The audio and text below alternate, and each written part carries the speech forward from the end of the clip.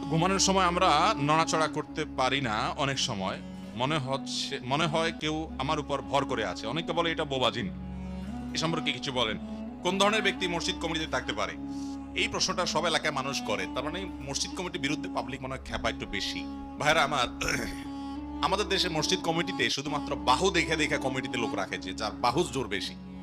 বুঝতে পারছেন? আমি একবার অনেক আগে 2002-03 সনের দিকে ঢাকার এক মসজিদে আমি দায়িত্ব পালন করছিলাম। তো আমার মসজিদে এমন এক লোকরে সভাপতি বানাইছে তারা, এ আল্লাহর বান্দার নামাজ কালাম বা দিনের অন্যান্য কোনো খোঁজ খবর নেই। তো যে কোনো এক বিষয়ে আমি তাকে বললাম যে আপনি মসজিদ কমিটির সভাপতি হিসাবে আপনার উচিত এই দোয়াটা জানা। ও কমিটির মিটিং হয়েছে, মিটিং শেষে উনি বলছেন, হুজুর এটা দোয়া করে দেন। ওটা একটা অর্ডারের সুরে বলছে। উনি তো জানেন আমি একটু ঝাল মার্কা হুজুর, মানে এসব উল্টাপাল্টা সহ্য করার পাবলিক আমি না। তো আমি বললাম যে আপনি মসজিদের সভাপতি হয়েছেন, আমারে বলতেছেন দোয়া করে দেন। এই সমস্ত রেডিমেড আর টেডি দোয়া আমার কাছ থেকে আপনি অর্ডার করতেছেন আমার দোয়া করতে, কেন মসজিদ থেকে ওঠার দোয়া আপনি জানেন না? উনি খুব অপমানিত হয়েছে। উনি বলছেন না আমি তো জানি না। তো জানেন না আপনি মসজিদের সভাপতি হয়েছেন, এটা বলবেন আপনি যে হুজুর মসজিদে উঠার দোয়াটাকে শিখাই দেন। আপনি আমার থেকে শিখবেন, শিখে আপনি আমল করবেন। আপনি আমার কন্ট্রাক্টর বানাইছেন কেন? আমার দেশে বেশিরভাগ মানুষ নিজেরা ডাক্তার আর আলেমদেরকে ডিসপেন্সারিওয়ালা বানাইছে। ডাক্তার আর ডিসপেন্সারিওয়ালা পার্থক্য বুঝেন?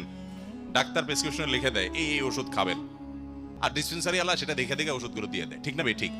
তো আপনার অসুখ হয়েছে, বিসুখ হয়েছে, বাপ মারা গেছে, মা মারা গেছে, যে কোনো অসুবিধা আছে, আপনি যা হুজুরে বলছেন হুজুর মিলাদ পড়ে দেন, হুজুর দোয়া করে দেন, হুজুর এটা করে দেন, তার মানে ডিসিশন আপনি দিয়ে দিচ্ছেন ডাক্তার, হুজুর শুধু ডিসপেন্সারি ওয়ালা এখন শুধু ওষুধ সরবরাহ করবে। হুজুরদেরকে এত ছোট মনে করেন কেন? করোনা দিয়েছিলেন তার কাছে তো শিখবেন। তখনই আল্লাহর বান্দা খুব চেতে গেছে, রাগ হয়ে গেছে। না আমি আর এই মসজিদে নাই। আমি বললাম আপনি চলে যান, এই মসজিদের ইটা একটা একটা করে কষে সব পড়ে যাবে। একদম এই কথাটাই আমি বলছি, মনে আছে ভাইরা আমার। তো মসজিদে অনেক ভাইরা আমাদের দায়িত্ব পালন করতে আসে, আল্লাহর ঘরের দায়িত্ব পালন করতে আসেন। সদিচ্ছা যদি থাকে তাহলে মোস্ট ওয়েলকাম, অবশ্যই। কিন্তু আপনাকে কিছু যোগ্যতা অর্জন করতে হবে। আল্লাহ কোরআনে বলছেন, ইন্নামা ইয়ামুরু মাসাজিদাল্লাহি মান আমানা বিল্লাহি ওয়াল ইয়াউমিল আখির। আল্লাহর ঘর আবাদ করবে সেসব লোকেরা যারা আল্লাহর প্রতি ঈমান আনে, আখিরাতের প্রতি বিশ্বাস রাখে। এক, ওয়া আকামাস সালাহ, পাঁচ ওয়াক্ত নামাজ আদায় করে, ওয়া আতাজ যাকাত, পয়সা থাকলে যাকাত দেয়, ওয়ালাম ইয়াখশা ইল্লাল্লাহ, আল্লাহ ছাড়া কাউকে পরোয়া করে। এই চার গুণ যাদের মধ্যে থাকে, আল্লাহ এবং পরকালকে বিশ্বাস করে, পাঁচ ওয়াক্ত নামাজ পড়ে, যাকাত দেয়, আল্লাহ ছাড়া কাউকে পরোয়া করে না, হক কথা বলতে ভয় পায় না, এই মানুষগুলো মসজিদে দায়িত্ব পালন করবে। অতএব মসজিদে যারা দায়িত্ব পালন করবেন, মিনিমাম তাদের সূরা ফাতিহা সহ 3-4টা সূরা সহিহ থাকা উচিত, এবং তাদের পিছনে নামাজ পড়ার মতো মিনিমাম যোগ্যতা তাদের অর্জন করা উচিত। ইমাম সাহেবের ইন্টারভিউ নেওয়া হয় দেশে, মসজিদ কমিটিতে যারা আসবে তাদের ইন্টারভিউ নেওয়া হয় না। পয়সা নেয় না বলেই কি ইন্টারভিউ নেবেন না? আল্লাহর ঘরে খেদমতের জন্য মানে মিনিমাম যোগ্যতা হিসাবে অন্তত নামাজি এবং দ্বীনের স্পিরিট এবং দ্বীনি চেতনা তার মধ্যে অবশ্যই থাকতে হবে।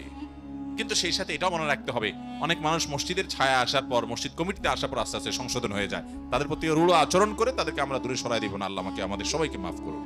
চেষ্টা করবো তো আমরা ইনশাআল্লাহ, নিজেরা যোগ্য হব, নিজেদেরকে যোগ্য করবো ইনশাআল্লাহ। এরপর প্রশ্ন হলো, ঘুমানোর সময় আমরা নড়াচড়া করতে পারি না। অনেক সময় মনে হয় কেউ আমার উপর ভর করে আছে। অনেকে বলে এটা বোবাজিন। এ সম্পর্কে কিছু বলেন বা এ নিয়ে আমার একবার বেশ কিছু আর্টিকেল পড়ার সুযোগ হয়েছে অনলাইনে। সেখান থেকে যতটুকু জেনেছি যে এটার বৈজ্ঞানিক নানা ব্যাখ্যা আছে, নানা কারণ আছে। আমার যতটুকু জানা, কোরআন এবং হাদিসের আলোকে এই বোবাজিন বলতে কোনো কিছু আছে বলে আমি জানি না। এখানে এইটা কেন হয়? এটা কি স্বাস্থ্যগত কোনো কারণে হয়, নাকি জিনের অস্তিত্ব ঠিকই আছে? অনেকে আবার জিনকে অস্বীকার করে। জিনের অস্তিত্ব সম্পর্কে কোরআন কারীমে সূরা নাজিল করেছে। ভাইরা আমার, আল্লাহর প্রতি ঈমান আনার জন্য এই একটা পয়েন্ট যথেষ্ট। আমার কয়েকজন বন্ধু আছেন বুয়েট পড়ুয়া এবং উচ্চশিক্ষিত, তারা আমার সাথে অনেক সময় একান্তে আলাপে বলে, ভাই আল্লাহর প্রতি যদি কারোর ঈমান নিয়ে সন্দেহ থাকে, এই সন্দেহ তার দূর হয়ে যাবে শুধুমাত্র কোরআনে জিনের অস্তিত্বের কথা বলেছে। এখনো সায়েন্স জিনকে স্বীকার করে না। এই জিনের পালায় যেই ফ্যামিলি পড়ছে, ও জানে জিন শুধু আছে না, জিন ও চোখের সামনে দেখে। আপনি বলবেন সে মানসিক রোগী, এই তো? কয়জনের মানসিক রোগী বলবেন? এরকম বহু জিনের রোগী আমার দেখার সুযোগ, দুর্ভাগ্য সৌভাগ্য যাই বলেন, হয়েছে। অনেকেরই এরকম হয়েছে যে আপনারা অনেকের সময় দেখেন যে এমন অস্বাভাবিকত্ব যে একটা গাছের ডালের মাথা একটা বাচ্চা বসে আছে, একটা বড় মানুষ বসে আছে, কিভাবে সম্ভব? শত শত মানুষ দেখছে, সবাই মানসিক রোগী, সবার মাথা নষ্ট হয়ে গেছে। ভাইরা আমার, আমার এক বন্ধু যার কথা বলছিলাম বুয়েট পড়ুয়া, অনেক বড় শিক্ষিত, অনেক বড় ইঞ্জিনিয়ার, বাংলাদেশের একটা স্বনামধন্য কোম্পানির আপনার চিফ ইঞ্জিনিয়ার পর্যায়ের একজন মানুষ, অনেক বড়, নাম বললে চিনে যাওয়ার মতো। উনি বলেন যে ভাই, আমার বাসায় আমার ওয়াইফ কুমড়া কেটে ফালি করে, দুই ফালি করে রেখেছে দুই পাশে, এরপর একটাকে আবার দুই টুকরা করে অন্যটা নিতে গেছে, নিয়ে দেখে কুমড়া নাই। বলেন আপনার বিজ্ঞান কি বলবে এখানে? বলে যে প্রতিদিন আমার গাছের বারান্দার গাছে ফুল ছিঁড়ে ফেলে। পোলাপানিরে বকাঝকা দেই যে ওরা ছিঁড়ে কিনা। এরপর একদিন দেখলাম যে আস্ত একটা ফুল আছে, আমি বারান্দার পাশেই ওখানে কাজ করছি, এরপরে দেখি যে নাই, ছিঁড়ে ফেলছে। মানে দেখায় যে এটা ছিঁড়ে ফেলাইছে, এটা জোরে পড়া জিনিস না, পাতাগুলো ছিঁড়ে ফেলতেছে। কে করতেছে এগুলো? ডিম এনে আপনার ড্রয়িং রুমে একবারে মাঝখানে ফ্রিজ থেকে ডিম এনে ঠাস করে ছেড়ে দিচ্ছে। তো এই সমস্ত পাগলামো যেগুলো আমরা দেখি, এগুলোকে আপনার বিজ্ঞান কি ব্যাখ্যা করবে? বলবে যে তাদের মাথার সমস্যা। জিনের এরকম বহু রোগী কাছে থেকে দেখার সুযোগ হয়েছে। আবার এটাও ঠিক যে জিনের রোগী নামে অনেক মানসিক রোগীকে জিনের রোগী বানানোর ধান্দা আছে, কারণ এটা অনেকের বিজনেস, এটা অনেক কবিরাজের বিজনেস। এই সমস্ত কবিরাজের কাছে একটা সুস্থ মানুষকে নিয়ে যান, তাকেও বলবে যে এই লোকটার সব শেষ হয়ে গেছে, ধ্বংস হয়ে গেছে। একটা মরা মানুষের নাম বলেন যে ওনার কিছু আছে কিনা দেখেন, তো সে দেখবেন গনে টেনে বলবে হাই রে, এই লোকটা তো শেষ হয়ে গেছে, আর বেশি দিন বাঁচবে না। বুঝতে পারছেন আমার কথা? তো এই ভণ্ডামি যেমন হয় সেটা যেমন সত্য, আবার জিনের অস্তিত্বকে অস্বীকার করার মতো মূর্খতাও আরেকটা হতে পারে। কোরআনের মিরাকল কিভাবে জিনের রোগের ট্রিটমেন্ট করা হয় কোরআন আয়াত দ্বারা। ভাইরা আমার, দু চারটা আমার কথা শুনে আপনার প্রভাবিত হওয়ার দরকার নাই, দু চারটা ঘটনা নিজের চোখের সামনে দেখবেন কিভাবে প্রভাবিত।